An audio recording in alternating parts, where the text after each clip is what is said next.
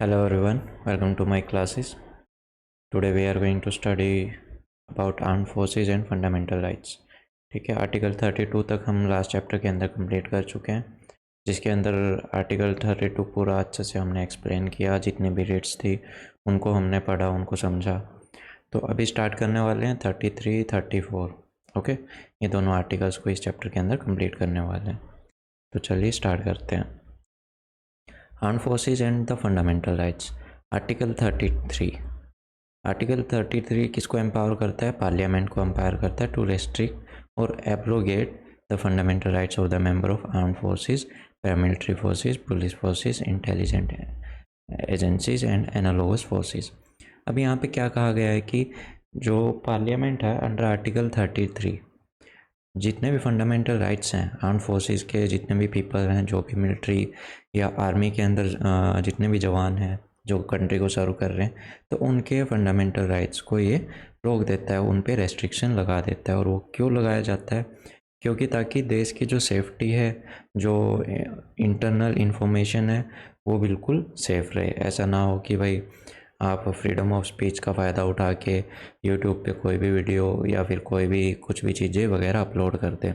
तो इस वास्ते देश की सिक्योरिटी को बनाए रखने के लिए इनके फंडामेंटल राइट्स के ऊपर कुछ हद तक क्या है, रेस्ट्रिक्शन लगाए जाते हैं। The objective of this provision is to ensure the proper discharge of their duties and maintenance of and discipline among them. तो वही बात है ना कि ये अपनी ड्यूटी को अच्छे से निभा सके और किसी भी प्रकार की उसके अंदर कोई कमी ना पाई जाए। इस वजह से इनके रेस्ट्रिक्शन पे रोक लगाई जाती है। The power to make law under article 33 is conferred only to Parliament. अब देखो, आर्टिकल 33 के अंदर जितने भी लॉ बनाने की पावर है वो केवल पार्लियामेंट के पास है, स्टेट लेजिस्लेचर के पास ऐसी कोई पावर नहीं है।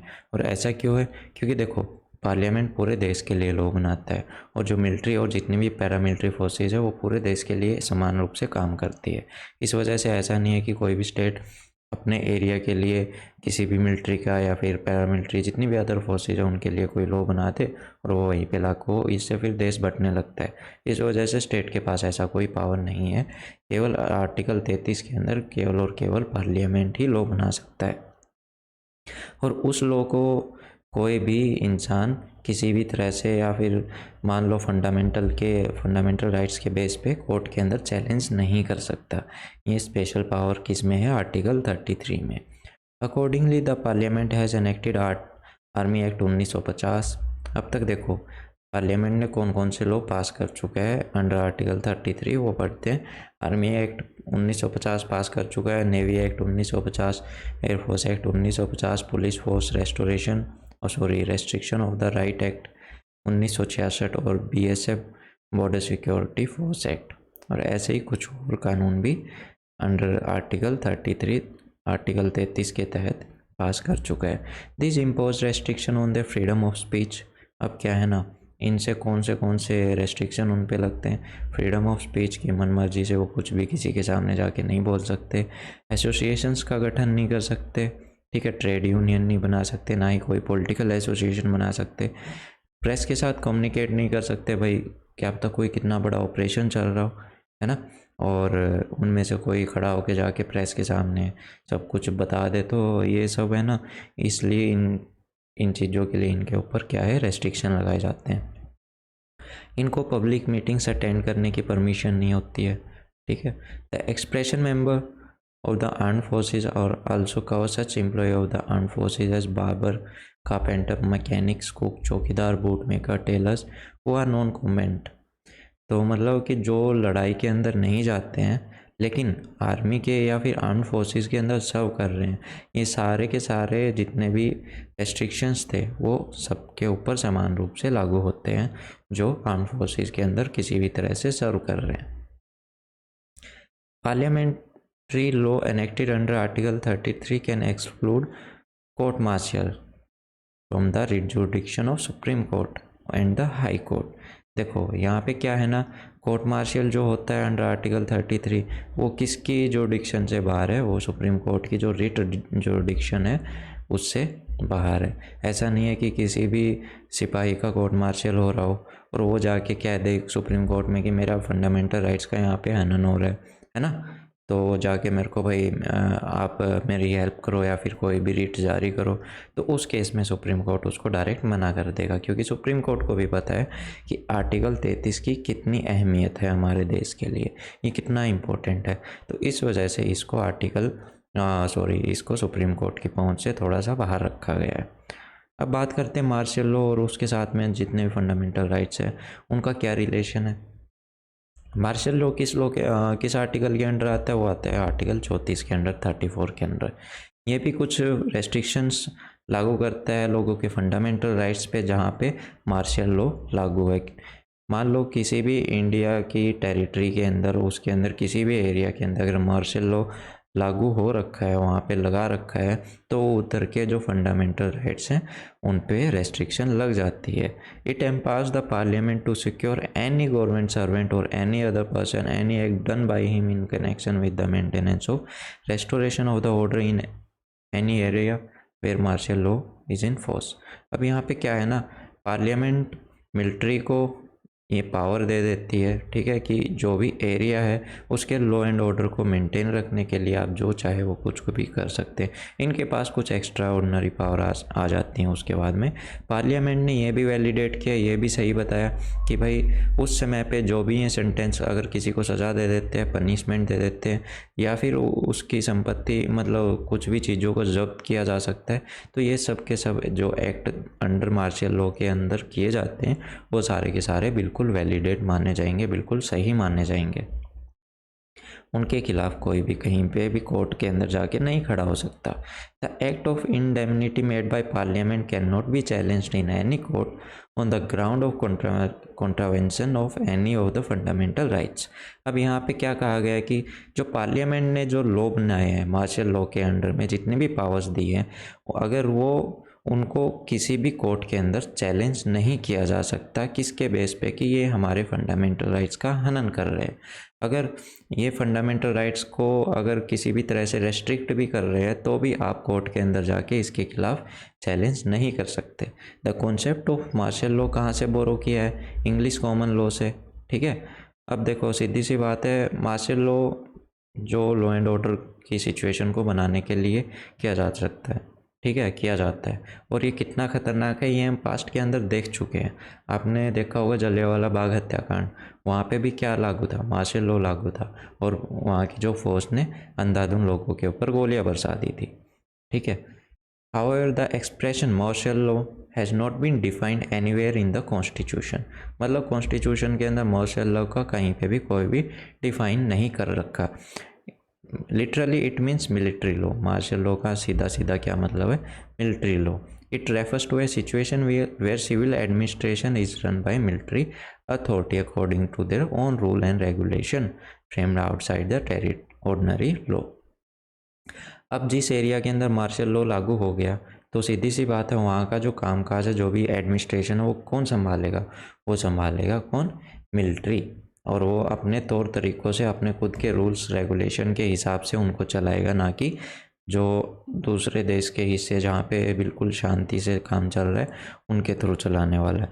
क्योंकि ये वहीं पे लागू होता है जहाँ पे सिचुएशन बहुत ज़्यादा से ज़्यादा ख़राब हो रखी हो, और वो सिचुएशन ऑर्डिनरी लॉ से तो नहीं सुधारी जा सकती, सीधी सी बात है।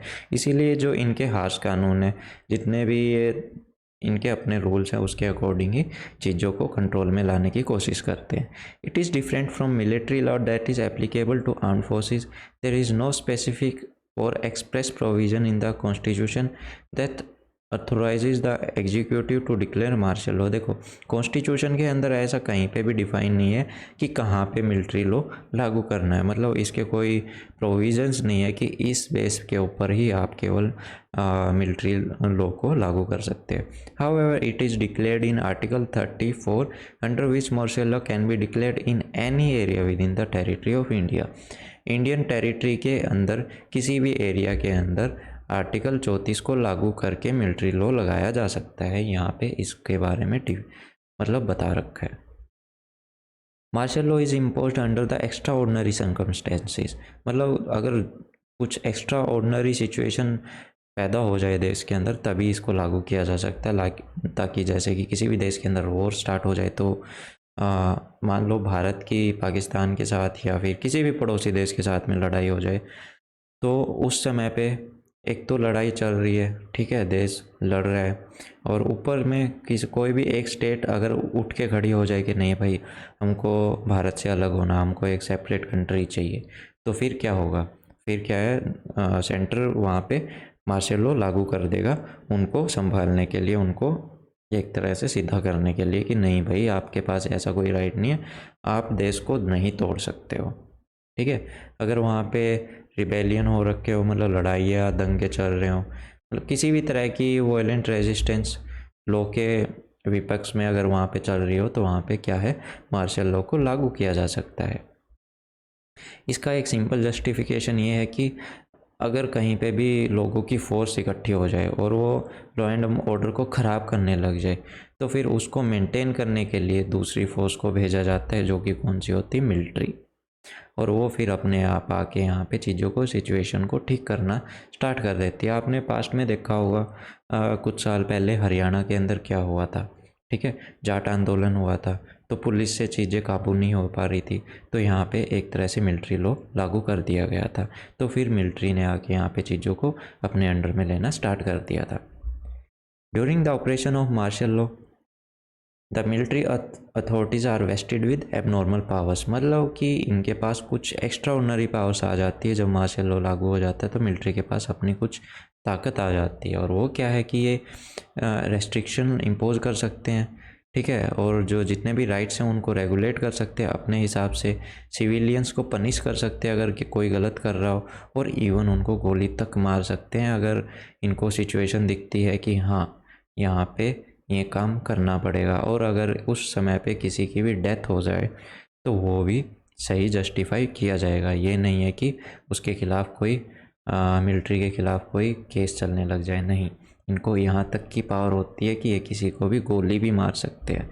लेकिन यहाँ पे एक चीज़ और भी है, सुप्रीम कोर्ट यहाँ पे डिक्लेयर करता है कि अगर मार्शल लॉ लागू है, इसका मतलब ये नहीं है कि इस्पेक्टो, इसका मतलब ये नहीं है कि यहाँ पे जो हैबियस कॉर्पस की जो रिट है उसको आप क्या कर दें, सस्पेंड कर दें।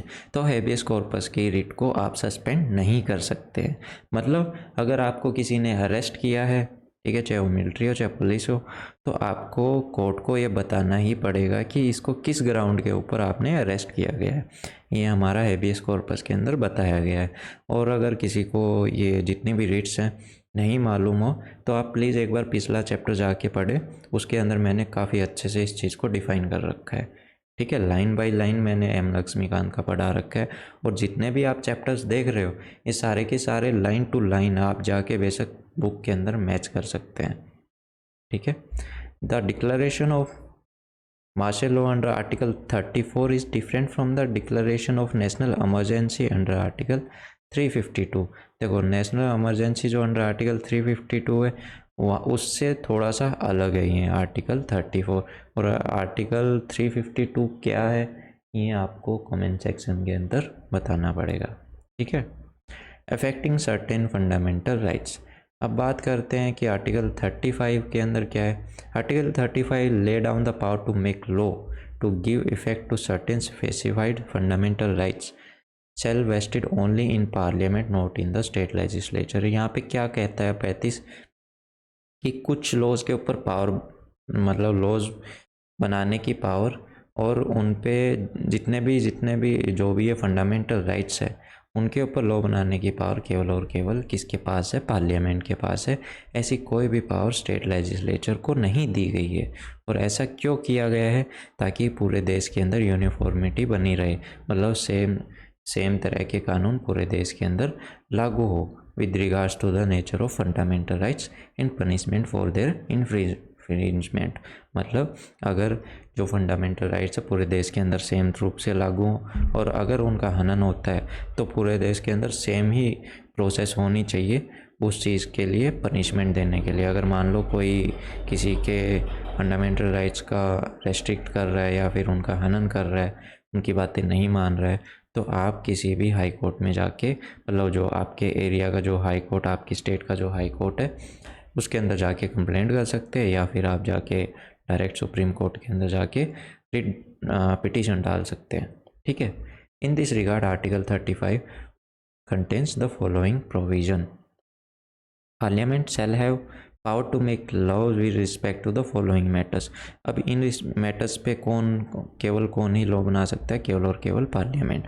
Prescribing residence as a condition for certain employment और appointment in a state, union territory और लोकल अथॉरिटी और अदर अथॉरिटी. मतलब ठीक है, अंडर आर्टिकल 16 में क्या बताया गया था कि कुछ जो नौकरियां हैं या एम्प्लॉयमेंट है उसके लिए जो कंडीशन होंगी रेजिडेंस की, ठीक है, वो उसके ऊपर कानून बनाने की और लॉ बनाने की पावर किसके पास होगी? सिर्फ और सिर्फ किसके पास? पार्लियामेंट के पास. Empowering courts other than supreme court and high court to issue direction, writs and orders of all kind for the enforcement of fundamental rights under article 32. कि भाई पार्लियामेंट सुप्रीम कोर्ट और हाई कोर्ट के अलावा भी दूसरे courts को ये power दे सकता है कि वो किसी भी इशू के ऊपर डायरेक्शन, ऑर्डर और रिट जारी कर सके अंडर आर्टिकल 32. ओके. रेस्ट्रिक्शन और abrogation of application of fundamental rights to the member of armed forces, police forces under article 33. Article 33 के अंदर जो बातें कही गई हैं, मतलब वहाँ पे क्या है, कुछ रेस्ट्रिक्शन लगाए गए हैं फंडामेंटल राइट्स के ऊपर, आर्म फोर्सेस के और पुलिस फोर्सेस के जितने भी लोग हैं उनके ऊपर. तो इसके ऊपर भी कानून कौन बना सकता है? केवल और केवल पार्लियामेंट. और 34 के अंदर भी पार्लियामेंट बना सकता है ना. और ये जितने भी अनटचेबिलिटी हैं और ट्रैफिकिंग है, ह्यूमन फोर्स लेबर है, आर्टिकल 17 और 23, यहाँ पे भी केवल और केवल पार्लियामेंट ही लॉ बना सकता है. तो सिंपल सा यहाँ पे यही बताया गया है. It should be noted that Article 35 extend the competence of Parliament to make law on matters specified above, even though some of those matters may fall within the sphere of state legislature or state list. मैं यहाँ पे कुछ क्या कहा गया है कि एक तो जो 3 लिस्ट है, स्टेट लिस्ट, सेंट्रल लिस्ट है ना, और कंकरेंट लिस्ट. सेंट्रल लिस्ट और कंकरेंट लिस्ट पे तो लॉ बना ही सकता है, लेकिन कुछ कानून ऐसे होते हैं, मतलब उनका रिलेशन स्टेट लिस्ट से होता है, तो कई बार क्या है, पार्लियामेंट उसमें से भी अपना लॉ बना सकता है. तो ये था आज का चैप्टर. और चैप्टर अच्छा लगा हो तो वीडियो को लाइक कीजिएगा, चैनल सब्सक्राइब ना किया हो तो प्लीज़ सब्सक्राइब कीजिएगा. कोई सुझाव, कोई सजेशन, कोई गलती अगर मेरे से हुई हो तो प्लीज़ मेरे को कमेंट सेक्शन में ज़रूर बताइएगा. ओके. और जितनी भी यूपीएससी की बुक लिस्ट है आपको डिस्क्रिप्शन बॉक्स के अंदर मिल जाएगी, और अदर लेक्चर्स की वीडियोज़ आपको प्लेलिस्ट के अंदर मिल जाएगी. तो ये था आज का लेक्चर्स. अच्छा लगा हो तो प्लीज़ ज़रूर इसको मेरे को बताइएगा. Thank you. Have a nice day.